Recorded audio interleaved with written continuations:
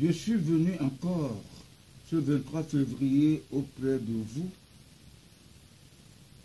pour vous rafraîchir un peu la mémoire. Vous verrez la différence entre la rose-croix à Mok et les francs-maçons et la franc-maçonnerie. Nous les Rosicruciens, nous sommes les fils de Dieu qui ont la crainte de Dieu, alors que les francs-maçons sont au service du diable. Ils sont à la conquête du pouvoir. Les adeptes du roi Hérode qui a versé le sang des innocents bébés de 0 à 3 ans parce qu'il n'aimait pas qu'on puisse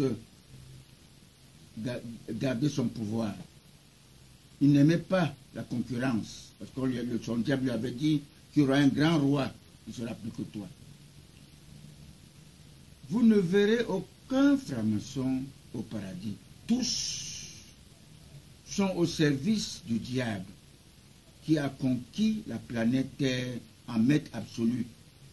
Nous les connaissons, les opportunistes politiciens qui laissent tuer nos vaillants soldats.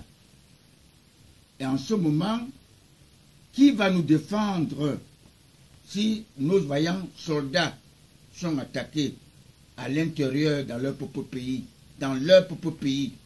à l'étranger?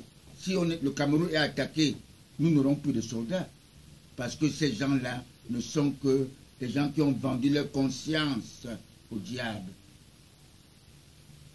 Quand ils meurent, ils se dirigent directement en enfer. Même certains de nos camarades, comme le Son André, qui n'aimaient pas le boycott, membres du comité central du RDPC, tous sont en enfer. Sauf, je dis bien, sauf les patriarches et les matriarches, qui sont des parrains, en exemple, Saint Joseph Kaji, un patriarche, Saint Raymond Fokou, un patriarche, Sainte Rosalie, une matriarche qui a épousé M. Komayou, sénateur, Sainte Rosette, la maman de la première dame de notre pays, les matriarches qui sont au paradis. Ils sont nombreux, des rescapés du système de la planète Terre maudite, les Roubaix, les Wandienne, ils sont nombreux qui sont au paradis. Alors j'espère que tous ceux-là viendront le moment venu, ils sont là déjà pour nous libérer de ce problème-là. Je m'adresse à tous les nationalistes panafricains du monde entier, surtout à ceux qui disent que je combats les francs-maçons. Si la franc-maçonnerie était une bonne voie, Dieu, Allah ou Jéhovah ne m'aurait pas choisi, ma modeste personne, ex-membre de la Rose-Croix à Mok, de dédouaner son choix pour notre beau pays, le Cameroun. Très convoité par les prédateurs, les colonisateurs, les criminels. Le président Paul Biya, je suis auprès de lui comme avait été le romain empereur Constantin Ier, né en 272 après Jésus-Christ, notre sauveur, qui a dédouané notre église catholique. Mais à la solde du colonisateur, donnant des leçons.